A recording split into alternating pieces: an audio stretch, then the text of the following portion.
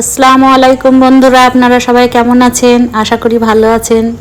আজকে আমি রেস্টুরেন্ট স্টাইলে বাটার নান রেসিপি নিয়ে চলে এসেছি। এর জন্য আমি 700 গ্রাম ময়দা নিয়েছি, আর তাতে ইস্ট ঢেলে দিলাম পরিমাণ মতো, আর দেব স্বাদ মতো লবণ, আর একটু 1 চামচ মতো চিনি। উপকরণগুলো এবার একসঙ্গে আমি ভালো করে মিশিয়ে নেব। তারপরে 1 বাটি দই, ছোট বাটির 1 বাটি দই আমি এর মধ্যে দিয়ে দিলাম। এবার আমি দইটা দিয়ে ভালো করে ময়দার সঙ্গে মিশিয়ে নেব। দইটা ভালো করে মিশানো হয়ে গেলে হালকা গরম পানি দিয়ে আমি ময়দাটা ভালো করে মেখে নেব।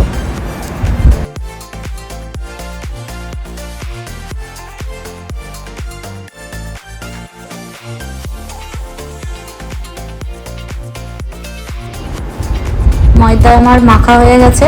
এবার 1 চামচ তেল আমি উপরে মাখিয়ে বাটিতে করে ময়দাটা রেখে দিলাম 4 ঘন্টা রেস্টের জন্য ঢাকা দিয়ে।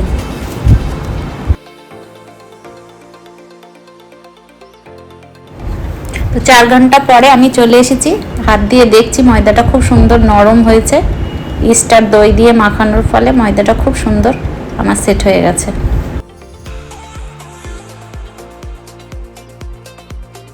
এরপরে নানের জন্য আমি লেচিগুলো কেটে নিচ্ছি একে একে।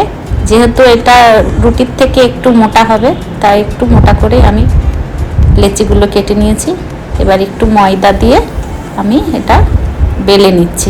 নান রুটিটা বেলার সময় একটু খেয়াল রাখতে হবে যে খুব মোটা যেন না হয়, আবার পাতলাও যেন না হয়।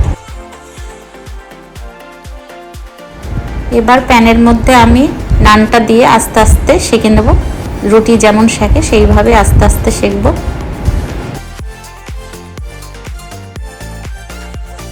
খেয়াল রাখতে হবে যাতে কাঁচা ভাবটা না থাকে, এবং আস্তে আস্তে এক পিঠ সেঁকা হয়ে গেলে উল্টিয়ে দিতে হবে। এবং দেখতে পাচ্ছ বন্ধুরা, আমার নানটা আস্তে আস্তে খুব সুন্দরভাবে ফুলে যাচ্ছে।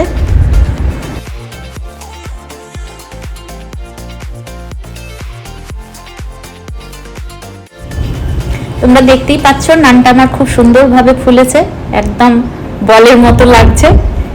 এবার আমি নানটাকে তুলে নেব। নানটা তুলে নেওয়ার পরে আমি প্রত্যেকটা নানে বাটার ব্রাশ করে নিয়েছি। এভাবে বাটার লাগানোর ফলে নানগুলো খুব সফট থাকে। তোমরা দেখতেই পাচ্ছ আমার রেস্টুরেন্ট টাইপের একদম নানগুলো সমস্ত হয়ে গেছে, দেখতে ভারী সুন্দর লাগছে। এটা তোমরা যে কোনো চিকেন গ্রেভি রেসিপি দিয়ে খেতে পারো। আমি কিন্তু বাটার চিকেন করেছিলাম, যেহেতু আমার মেয়েরা বাটার চিকেন দিয়ে খেতে পছন্দ করে। তো বন্ধুরা, তোমাদের যদি এই বাটার নানের রেসিপি ভালো লেগে থাকে তাহলে অবশ্যই বাড়িতে ট্রাই করবে, এবং আমার চ্যানেলটাকে সাবস্ক্রাইব করবে, লাইক, কমেন্ট, শেয়ার করো।